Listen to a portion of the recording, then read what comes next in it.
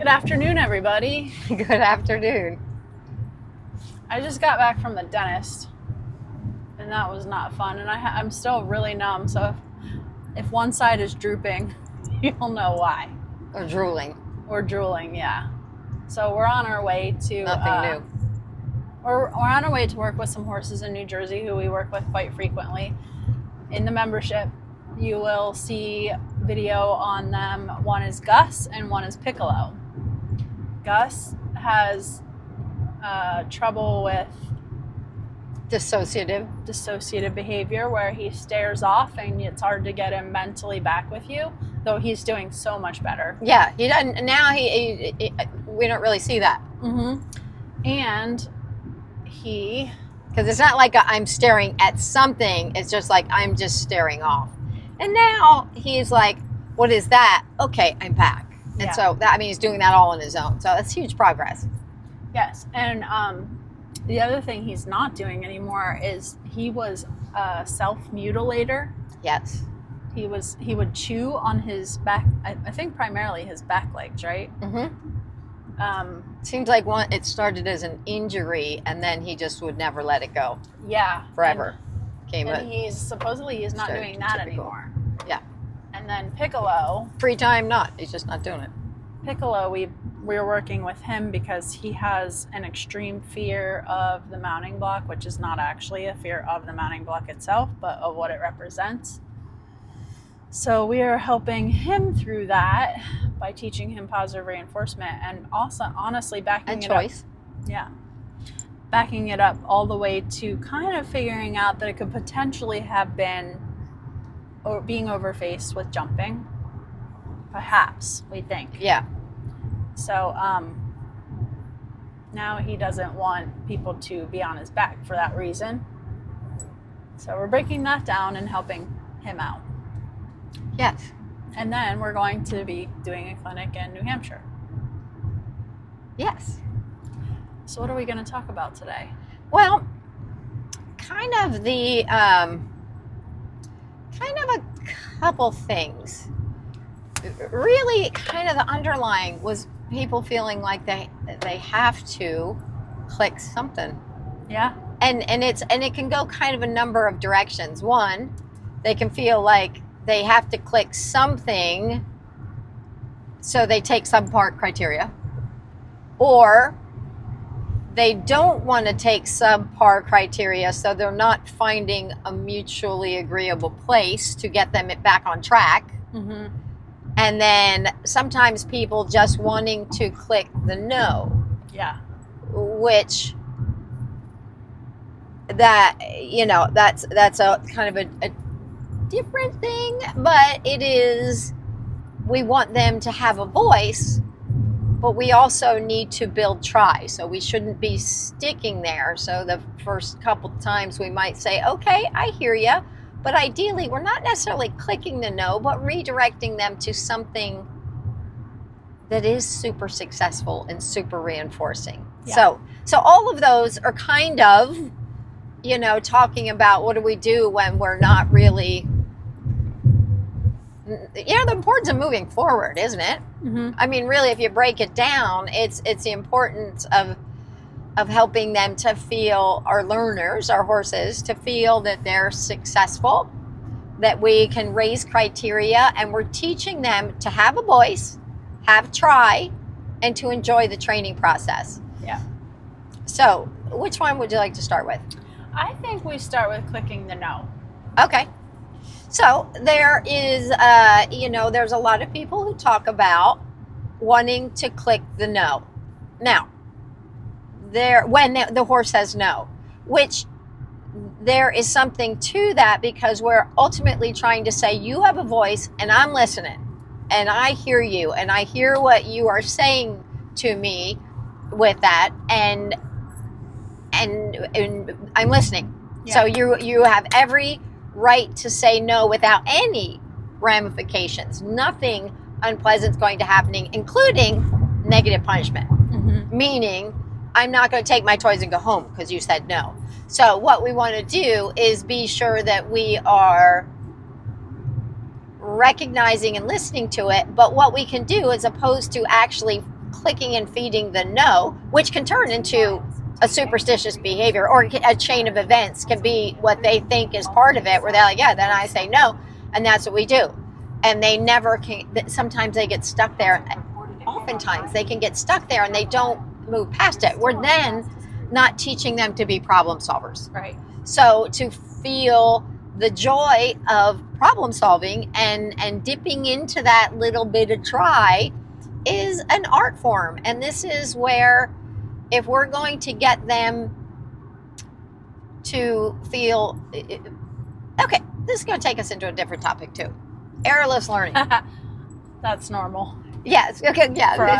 We'll get back to the other in a bit. But there's this concept. I was approached long ago. I was at an expo 30 years ago, and we were doing, Vinton and I were doing an expo with our horses, and it was in Maryland, and a guy came up to me, and his dad was really big in the Association of Behavioral Analysis, and he came up to me and said, hey, we should do a paper together on learned helplessness. And errorless learning. Oh, yeah, I'm sorry, errorless learning. And can we do that? And it was in Venice, Italy, and so who doesn't want to go to ABA and to present a paper on errorless learning? So I said, I don't think there is such a thing as errorless learning. And he said, but you're using the target. And I said, well, that's not errorless. It's minimizing errors. It's minimizing frustration. But we're still teaching them to be problem solvers, to be learners, to be thinkers. They're still, in the smallest thing, they're not going to learn if they never make a decision. And that sometimes that means that they have to figure out, this answer is better than this. This is more important than this. This gets me this. This gets me that. Whatever it is. But what we're trying to do is make sure that all of it is a positive experience. But it does require, as much as I'm going to minimize, we set out to minimize frustration on every level. With the marine mammals, we set out to minimize frustration everywhere we went. But that doesn't mean it's without errors. There is going to be sometimes that they don't get the right answer. The key for us, we feel like what we want to do is help them to think, if we're going to teach them to play the game, let's back it up another bit. If we're going to teach them to play the game, which is what we did with the marine mammals too, that was the most important thing, because if it's all about the food, then we're not teaching them to be learners. We're teaching them to get the food, but they still have to make decisions in order to get the food or to say yes or no. So if we're going to teach them to play the game, to enjoy playing the game, what it means is they have to, part of playing the game is playing the game. When I do crossword puzzles, if I know every single answer to the crossword puzzle, and you gave me the same crossword puzzle every single day, and there was no game or let me struggle through it in there, I wouldn't want to do it. That is not engaging my seeking system. The seeking system is the thing trying to figure out, how do I get the thing that is really important to me? So if we're going to get them to play the game, if we're going to make it beyond just being all about the food, if we're going to teach any, resiliency or enjoying it, as opposed to looking at it as, oh no, I didn't get the right answer and everything's wrong, we want them to go, let me try again. I love this part. Then that means we want to teach them to be good problem solvers. Mm-hmm. And that means playing the game. And that means sometimes not having the right answer. But here is the rub in this, is that so many horses that have been taught through pressure release, they learn to be, what is pressure release? The pressure is an aversive. So we're going to continue to be applying aversives in order for them to try to get that aversive to go away. Still making decisions. So when everything is done with pressure and release, we have a real tendency, what we're doing is bringing aversives to it, and they're trying to get that aversive to go away. So for a lot of horses, it's very apparent from what we've seen over the years that we've been doing this, is we see that when they don't get the right answer, oftentimes it represents a bit of unsafety. You can see them Like we see it over and over again. We saw it with, Gus. We saw it, we see it a lot. When they don't get the right answer, then they're like, oh no, I might get a correction. I might get an aversive. I might get the pressure. And so there can be a real, I do what I'm told and only that. And so then they're not free thinking. They don't know how to free think. And it's very clear. It can be very aversive for them. It can be very worrisome for them to try to be free thinkers or make decision. Free thinkers, here in my eyes, it doesn't mean it's errorless. It doesn't mean you just say no, because there are a lot of times with the horses like Addie, who, with the saddle pad, we talk about that. She would have said no the rest of her days because she didn't know, it didn't predict something safe, that we weren't listening. So we try and we desensitize and we go slow and systematic desensitization, counter conditioning. But still, there was a certain action that she just continually said, nope, nope, nope, nope, nope, nope, nope. And she wouldn't even try it to give us a chance to show that's not going to lead to what she thinks it predicts. Yeah. So in there, to do a real service, to do our horses a solid, it means we need to help them to be comfortable in the world that they live in. Yeah. They live in a world that's not going to have us at every second of every day. What if, they have to be evacuated? How would they have to go to the vet? We use these examples all the time. But what we want them to do is be able to go, I'm safe in this world. And to create that sense of safety means they have to learn how to operate in this world. We don't just shut our kids down and say, we're never going to let you leave this bubble. And you can say no to learning at school or going to bed early or eating your broccoli or going to the dentist or 1,000 other things, speaking in numb tongue, that they could say no every single day of that's not a service to our children. We want to teach them how to thrive in this world all on their own. I mean, that's the goal is we get there. But we don't put our 2-year-olds out into the world and say, good luck to you. Yeah. We nurture them and we guide them and we give them hopefully safe experiences so they start learning. Nor when they get an answer wrong about something do we say, good job. Yes. That's right. Good job. Yes, because exactly. That's confusing to them. It is confusing and it is not a service to our horses. It's not a service to our children. So there's a certain amount of wanting to listen and give them a voice. It's very, very important that we give them a voice and we teach them that it's safe to use it. It doesn't mean we reinforce it literally clicking and feeding it. It means we go on and go, okay, well, Noted. Yes, noted. Okay, let's go back to something and get you back on track again.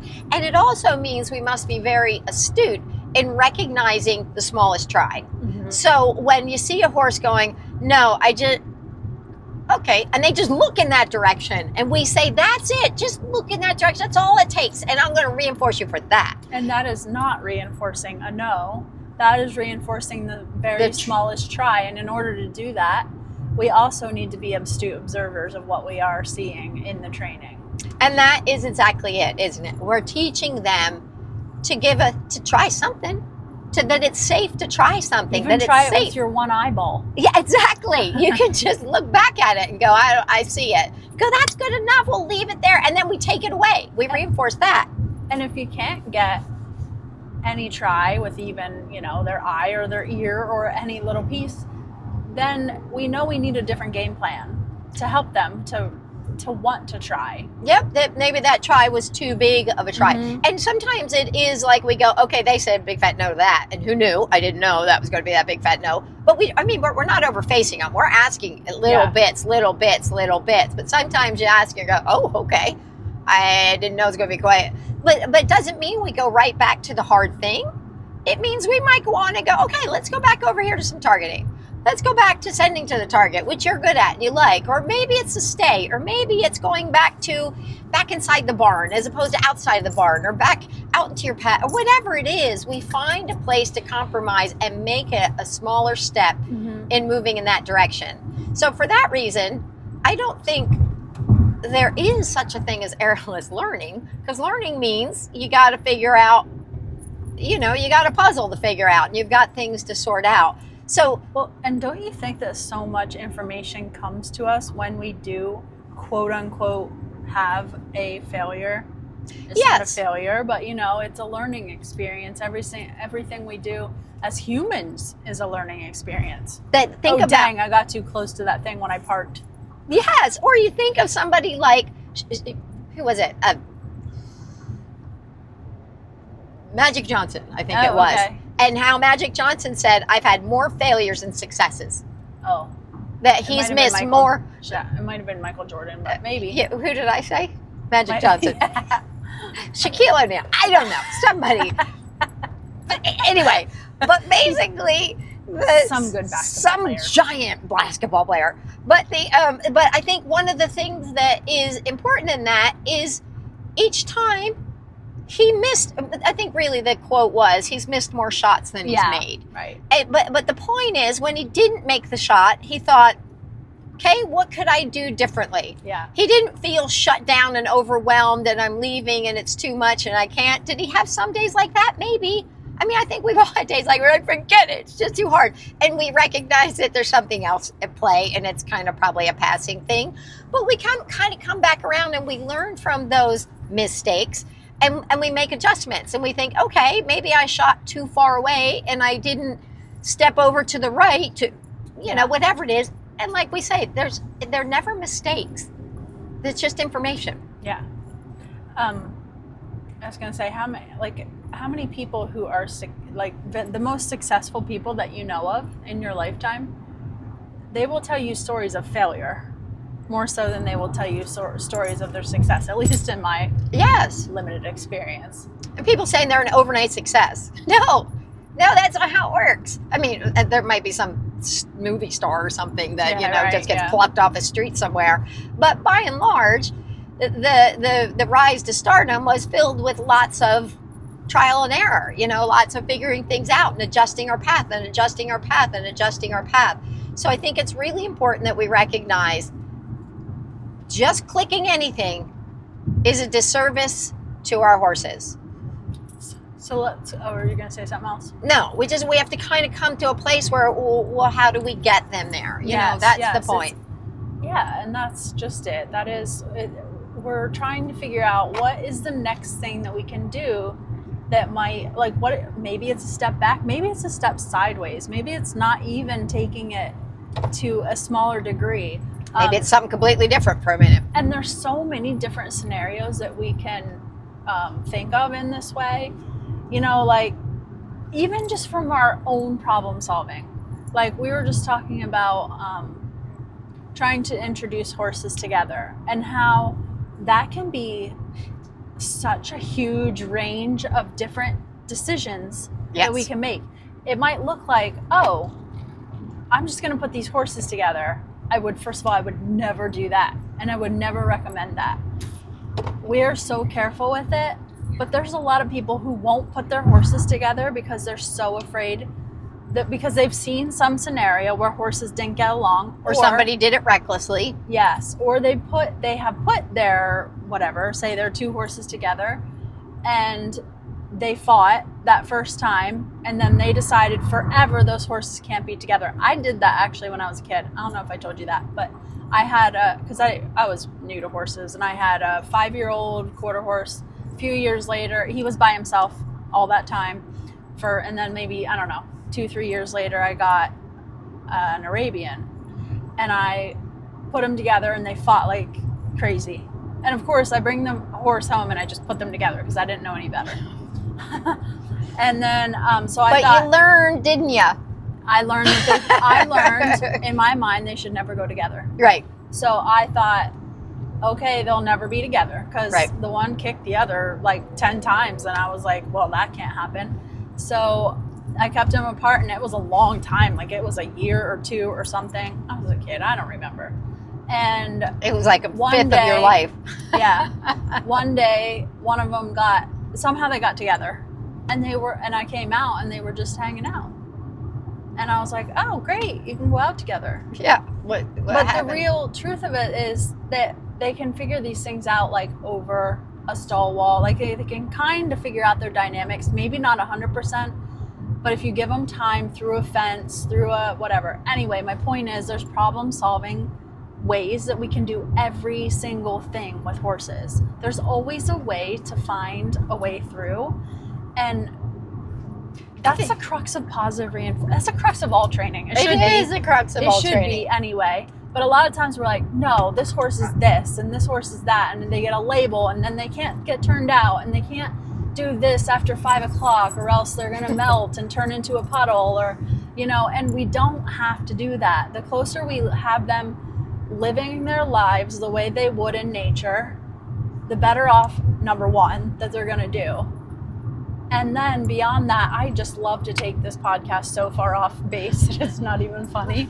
But my point is, we can always find a way to yes. Yes. In our scenarios, in the horses' scenarios. Look how I brought that around. Yes. And that's our job, is to really think about how we can do it. And if we can't think of it, that's why we have this community. Because the community is there to say, hey, what do you guys think? And then you find someone who's like, oh, I did this. And you're like, oh my gosh, that was amazing. And this is, I think, another part to keep really at the front of our minds. It's not one way to do it.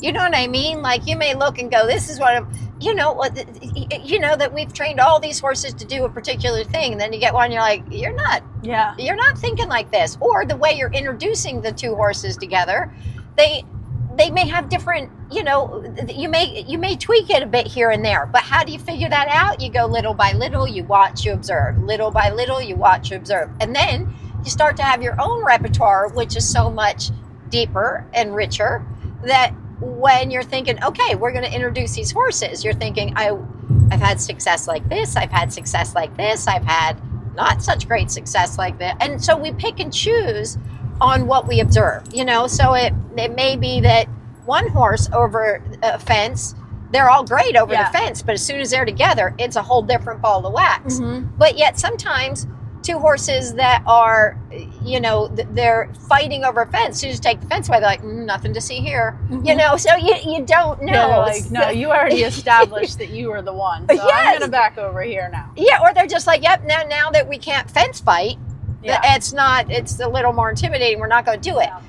So I think that there's different, our job, none of them asked to be in here. Our pasture. Yes, we have chosen to put them in our stalls, in our pastures, in our arenas, in our front yards, whatever it is. So it's up to us to be good stewards for them. And that is, we are kind of, in a way, not to be too anthropomorphic, but we really are kind of like the parents, where we are the ones that need to go, I get it. This is, you do have an injury and we have to take care of it. Maybe you're not quite ready, but we're going to have to do it. And we're going to do it love and tender and growing and being as best we can. And hopefully, better yet, preparing them for that time, because it's going to happen. If we have a horse who continues to say, no, we go, okay. Well, what happens the day they get an injury? Yeah. Now what are we going to do? And now we're like, yes. And we never prepared them. Okay, well, sorry, then you're going to have to get an infection and get your leg cut off. Yes, we never prepared them. Hi, car twin. We've never prepared them for the things that we might not foresee. But we also, mollycoddling doesn't help them to be resilient, happy, thriving individuals. It creates bubble-wrapped. Yeah. It can't do anything. Just say no. Don't. So it is. Yes. And so it's really, I think we cannot emphasize enough. We're not saying go out there and flood them. We're not saying go put a flag on them, or, a bag on a stage, do all that. We're not saying that at all. We're still saying keep them under threshold. We're saying, right. We're saying that perfectly clear. We're saying keep them under threshold. Listen to their no. We say, okay, I hear your no.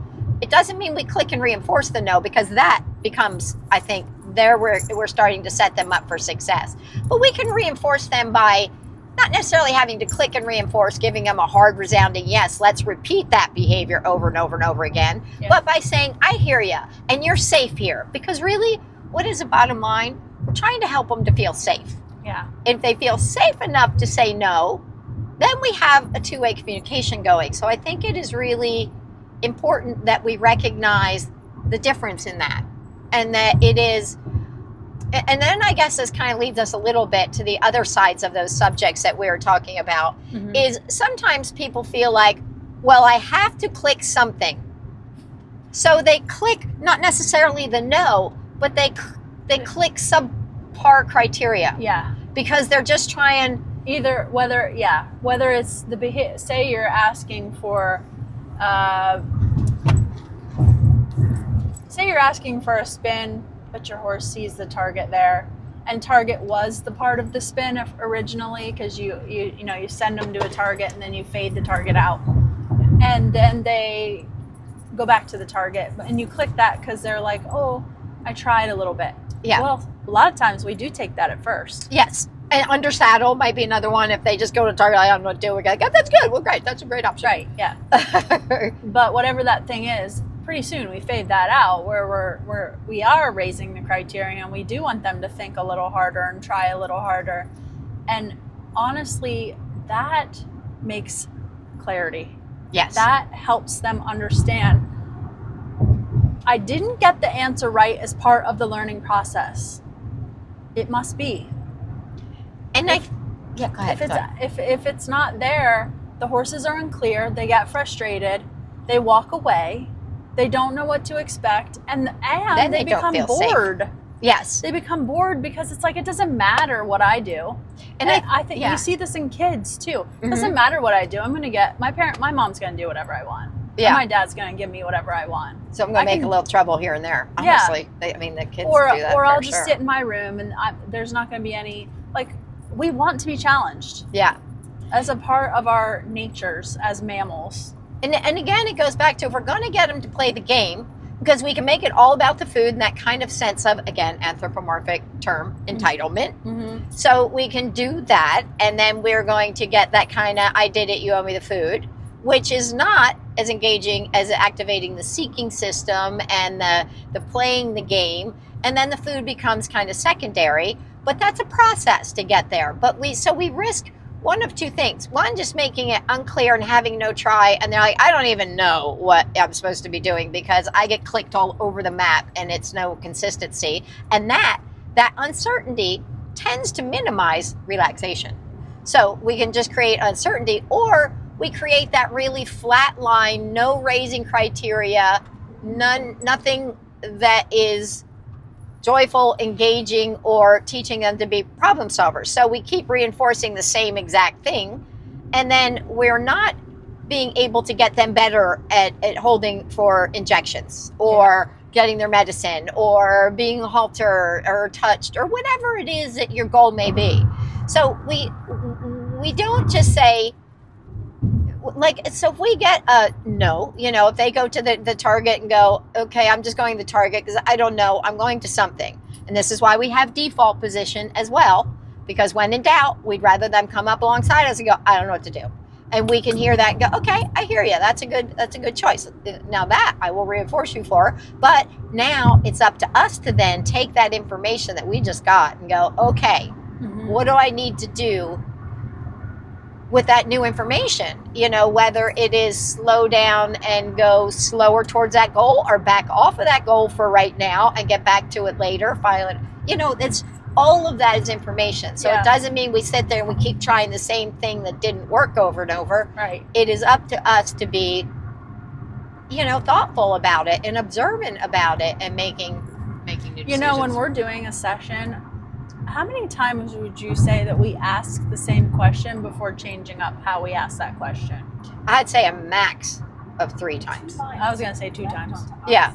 I think we ask once, and if we don't get it, we may ask again. Because sometimes if I felt like it was a paying attention issue. Yes, right. If I feel like I asked and I'm not sure they were quite looking. Right. That they weren't paying attention. They're doing something that was kind of my bad timing a little bit, or then we may ask again. And then if it's not, if we're feeling like there's unclear, then we go, okay. Or there's 2 decisions to be made then. There's that flow chart kind of dynamic, isn't it? Right. There's 2 choices to make then. One, are they not paying attention? And that's my challenge right now. Because normally you are paying attention and you are good about this. So what do I need to do to help address whatever it is that you're not feeling either safe enough to focus, or whatever it is. So that's might be one of the challenges. The other one, I might feel like, I don't think you're getting it, or maybe I thought you got this and you don't, or you've just forgotten and lost your way, in which case we may take steps back to remind them. But you then make a decision and think, where was that come from? But I'd say the max 3 times, so it will. But and even then, if we ask again, we probably are going to take a step back in that criteria to get them back on track and see if we can't move back up to the criteria that we had soundly established. Not just like, I thought we did it twice, but we're like, no, we really had that. Yeah. So, Little side note, reminder for a practical application here is, if you ask for a behavior, or if you cue a behavior and the horse doesn't do it, first of all, wait 3 seconds before you re-cue. Or at least a count of 3. Yeah. Well, yeah. Yeah. So you kind of give it a beat. And then the other thing is, be sure that when you ask for the behavior, that you do have your horse's focus. Yeah. Sometimes that means that they have to be all the way done chewing for a specific horse. My horse is never done chewing. He's always still chewing. And he can handle that, but some horses kind of can't. They kind of tune out, and actually that's part of a little bit of a we feel that tends to be an avoidance behavior. If your horse can't focus on the training because they're chewing, there's something bigger at play there, most likely. We can talk about that another time. But just being sure that your horse is not looking off. You're over here cueing to touch the target, but they're looking that direction. Like, pay attention to where their eyes are so that you're sure that. Okay, little side note. Yeah, because that's right. And again, too, what Jesse was saying too. You don't just cue, because then you're basically desensitizing the cue. So you give them a cue. You at least try to wait till count to 3 to kind of be sure that you're not just getting in a cycle, but you're now clean cueing again, so they can see it, or, and then maybe we have to take, adjust to, maybe, who knows what. There's a lot of options there at that. So I think that is one and there's a lot of times that, okay, there's other things. I gotta click something. Sometimes also another thing that we kind of did mention, you won't ask for behavior, yet they offer behavior, and you just take it over and over again. Yeah. Okay, it's one thing if we feel like, okay, I'm sitting on Henley for one of the first times. She's not sure what to do. She goes to a target. I didn't cue it, but I'm going to take it. That's a good choice. That's great. But then I'm going to think to myself, well, then let's resolve what this is in a very thoughtful way. Or that, that you might take it, or if it's a brand new behavior, and this is really technically sloppy training. Yeah. But if they we're working on the spin, we're teaching it, and they get it and they do one, and we didn't even cue it yet, but we're kind of in the process of teaching it. It's day 1. We might take it a time or 2 because we're not trying to squish their little enthusiasm, but we know that we don't want to. The cue discrimination is really important, and if we just say you do whatever willy-nilly, we're not going to again be doing, it's a disservice to the training and a disservice to them if it's just I make it up as I go along and there's no clarity and so we don't feel obligated to cue something they do, because they will just start throwing behavior out right and left. Yeah. And that's, in the Marine world, we always call it soliciting, because they're soliciting for your attention, soliciting for reinforcement, but it's not actually good training. That's pretty sloppy, willy-nilly training. Yeah. And then the other thing is, sometimes then people say, well, this is the other side of the coin. So then people get stuck at the same criteria over and over because they forget, they don't know how to raise criteria a little bit. Remember that concept of raising criteria a little bit all the time, small enough that there's success in it. So like, oh, I'm really good at this problem solving, but big enough that they keep moving and playing the game. Because if there's no game afoot, there's no problem solving, and there's no game afoot. Then you're not getting the seeking system to enjoy playing the game and the all the things that go with that.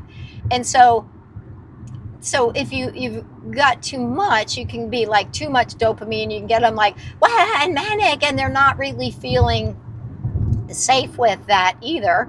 But the other side is then people be like, but that's not the criteria I'm looking for. Okay, now you can get sometimes like really big frustration because now the horse is like, well, forget it. It's too hard. It's not worth my effort. So when you don't just sit and stick waiting for this big step, you should be able, if your horse seeming confused, you should be able to go back a little bit and make that progress again. You begin to go, okay, if I need to remind you right now, we were doing better than that yesterday. That's okay.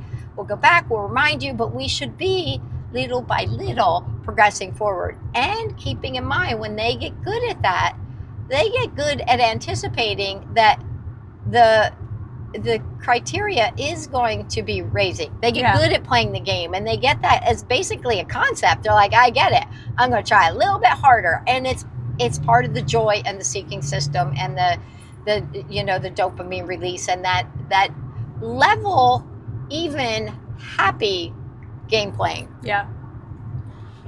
And raising that criteria is just so important to keeping their enthusiasm. If your horse is walking away, there's a reason they're walking away. Maybe it's being overfaced, perhaps, but it could also be a little bit of they're just not feeling challenged. Right. So, like Santino, he does not walk away in this session because,